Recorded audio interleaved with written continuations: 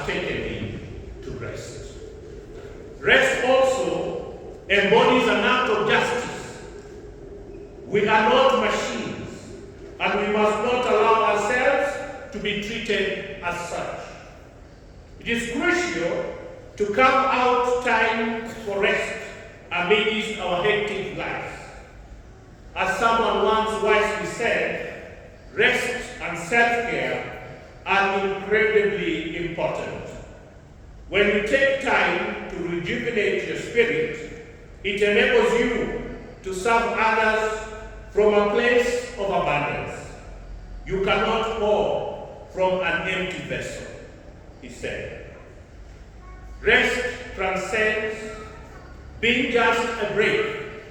It presents a chance for personal development. Jesus frequently withdrew from the thrones to dedicate time to pray and rest. In today's gospel, Jesus extends the invitation to us. Come to me, all you who labor and are burdened, and I will give you rest. This is a welcoming call to each one of us, because life is replete with struggles, challenges, illness, and pains. Make it easy to feel fatigue. But the answer is in Jesus Christ offering us rest. This rest is not merely physical or mental. It is more profound. That is spiritual rest. Today, our dear brother, Father Joe, is resting in the embrace of God. When we pass away, God cradles us in his hands. We pray today for God to take our brother Joe into his arms, showering him with love, grace, and mercy. I want to thank in a very special way the Bishop of Murang'a, who is with us here today, Bishop Wainaina, who really engaged Father Joe into this very worthy ministry that Father Joe took with a lot of love and concern.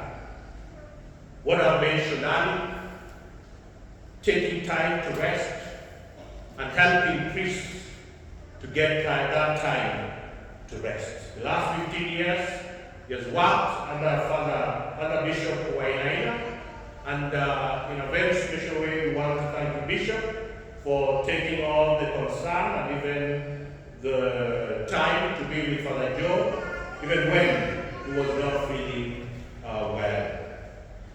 The other person that I want also to thank in a special way is Mr. Wainaina again. There's something in Wainaina's. Mr. Wainaina took the time to be with Father Joe in his hospital when he was getting treatment, and even when he was at home, 24/7. Wainaina was always there. Maybe for us priests, we would come there 5 minutes, 10 minutes, and then go to our work. But Wainaina was always there. So thank you very much, Wainaina, for taking the time. I was telling Wainaina the other day that now he needs to take a special ministry of taking care of the sick, because all our priests who have gotten ill, he has always been beside them to help and to support them. Thank you very much. Niliongea kwa lugha ya Kizungu, acha sasa niongee kwa lugha ya Kiswahili kidogo tu kwa wale ambao hawakuweza kuelewa sehemu hiyo, kwamba leo tunayemzika ni Padre Joe Gatamu Kanyawira, ambaye nilijua miaka 30 na kitu ambayo imepita alipokuwa paroko katika parokia ya Naivasha, mahali ambapo nilikuwa nakuza wito wangu wa kuwa padri. Alikuwa padri mkarimu aliyependa vijana na huduma zote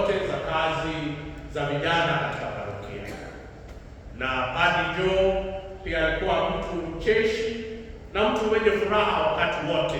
Ukimpata alikuwa ana smile tu, na sio kusema kwamba maisha yake ilikuwa smiling throughout. Pia kama binadamu wengine pia alikuwa anakasirika, na uzuri wa Gatamu ni kwamba akikasirika alikuwa anarudi anafikiria hayo mambo, baadaye anarudi kukuambia alikuwa amekasirika. Na hiyo ndio binadamu, na labda hiyo ndio ambayo ilimvuta katika taaluma hiyo ya kushauri watu ambao wanapitia magumu. Shauri sisi sote tunapitia magumu ya aina moja ama nyingine, na yeye aliweka muda wake mwingi kusaidia mapadri, watawa wa kiume na kike ambao walitaka ushauri huo zaidi, na yeye alisisitiza mambo ya kuwa na muda wa kupumzika, ambayo kila mara aliita quality rest. Tunajipata mara nyingi kwamba tuko katika kazi, tuko katika shughuli, lakini wakati mwingine unaweza shughuli za nini? Hata leo hii kuna wengine hataenda mazishi kwa sababu wana nini? Wana shughuli. Wengine pia wataenda mazishi kidogo tu tuachane kwa sababu wana nini? Wana shughuli. Na haya pia ambaye alikuwa anasema shughuli haziishi. Yeye amewacha shughuli tele, hakumaliza yale aliyokuwa anafanya, na hata sisi shughuli zetu hazitakwisha. Kwa hivyo yeye alisisitiza kwamba japokuwa tumeitwa katika kazi ya kuhudumu kama mapadri, kuhudumia watu, tutambue kwamba tunahitaji pia muda wetu, bali pia anahitaji muda wake wa kupumzika. Sio tu kupumzika, unajua mwingine anaweza kuwa anapumzika kila siku, lakini Padre Joe anasema unafanya kazi, unapumzika. Hata Mungu mwenyewe baada ya kuumba siku ya saba alifanya nini? Alipumzika. Kristo mwenyewe mara kwa mara alikuwa anawacha watu, anasema kwa wanafunzi wake, twendeni tupumzike na tusali. Na haya ndiyo mambo ambayo miaka 15 iliyopita Padre Joe alikuwa anafanya katika kile chuo cha Murang'a, St. John Paul II Sabbatical Center, kwamba alisisitiza na alikuja hata katika mikutano yetu mara nyingi kutuambia take time to rest.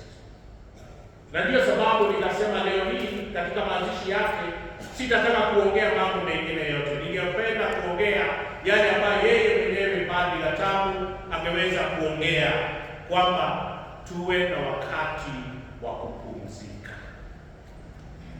Kupumzika ili kupata nguvu, kupumzika ili kutafakari na kujielewa zaidi, ili kuweze kupata nguvu mpya ya kuweza kutenda kazi zetu.